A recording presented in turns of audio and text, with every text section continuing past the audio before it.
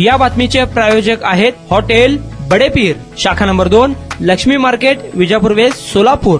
सोलापुरात अनधिकृत पद्धतीने राहणाऱ्या 3 बांगलादेशी तरुणांना पोलिसांनी ताब्यात घेतला आहे। मोहोळ तालुक्यातील चिंचोली MIDC येथे काम करणाऱ्या 3 बांगलादेशी तरुणांना पोलिसांनी अटक केली आहे। दहशतवाद विरोधी पथक सोलापूर युनिट आणि मोहोळ पोलिसांनी संयुक्त कारवाई केली आहे। मोहोळ तालुक्यातील चिंचोली MIDC येथे विनापरवाना 3 बांगलादेशी तरुण राहत असल्याची पोलिसांनी गुप्त माहिती मिळाली होती। या माहितीच्या आधारे पोलिसांनी कारवाई केली आहे। पोलीस पथकाने बांगलादेशी तरुणांकडे पासपोर्ट, व्हिसा यांच्यासह भारतात राहण्यासाठी लागणाऱ्या परवानगीचे कागदपत्र मागितले असता त्यांच्याकडे कोणत्याही प्रकारची कागदपत्रे आढळून आली नाही आहेत। या बांगलादेशी तरुणांकडे बनावट आधार कार्ड आढळून आले आहे। सोलापुरातील एजंटकडून आधार कार्ड बनवून घेतल्याची प्राथमिक माहिती पोलिसांनी दिली आहे।